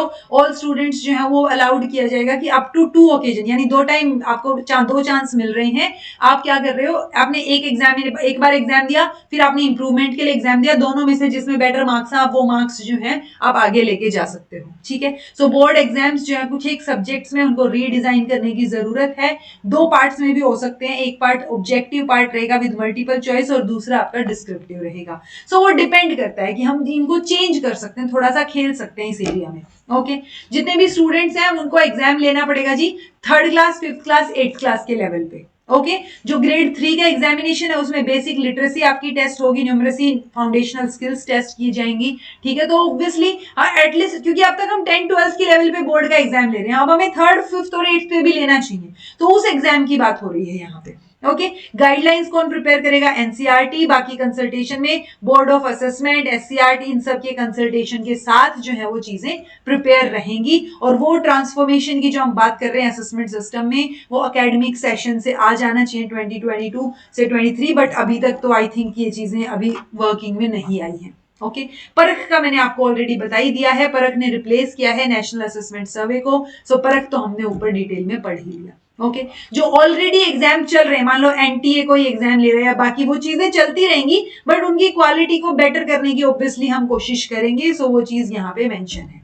ठीक है, ये दोनों डॉक्यूमेंट्स आपको पढ़ने हैं जी। जो मैंने, देखो ये दोनों डॉक्यूमेंट आप नहीं पढ़ पाओगे, तो ये दोनों डॉक्यूमेंट से मैंने बहुत कंपाइल करके जो इंपॉर्टेंट चीजें हैं, क्योंकि यहाँ पे फिर से वही चीज पढ़ाऊं पॉइंट नहीं बनता, तो इन दोनों की जो वीडियोस है वो मैंने आपकी डिटेल में जो पढ़ाया था वो मैंने आपकी प्लेलिस्ट में ऐड कर दी है। मेक श्योर आप ये देख लें। इसी के साथ आपकी ये यूनिट जो है वो यहाँ पे समाप्त होती है। अब तक हमने 6 यूनिट जो है वो आपकी कंप्लीट कर ली है, आगे वाली 4 यूनिट भी जल्दी आपकी कंप्लीट हो जाएंगी। This was all about today. Thank you so much for watching. I hope आपको चीजें समझ आई होंगी, आपको ये यूनिट समझ आई होगी, आपको एनईपी समझ आई होगी। इसके क्वेश्चन प्रैक्टिस करके देख लेना। मैंने ऑलरेडी थंबनेल चाहे कोई भी हो, आपकी प्लेलिस्ट में जो वीडियोस हैं वो आपको देखनी है। अगर मैंने क्वेश्चन प्रैक्टिस ऊपर ईएमआरएस डाल रखा है, दैट मीन्स वो उस टाइम पे करवाई होगी, लेकिन एनईपी की क्वेश्चंस हैं वो 110 कुछ थे, सो वो सारे आपको प्रैक्टिस करके देखने हैं। Okay, so this was all about today. Thank you so much for watching. Be happy, keep smiling, subscribe to inculcate learning because it is absolutely free. Be consistent in your efforts. Take care. See you in next class.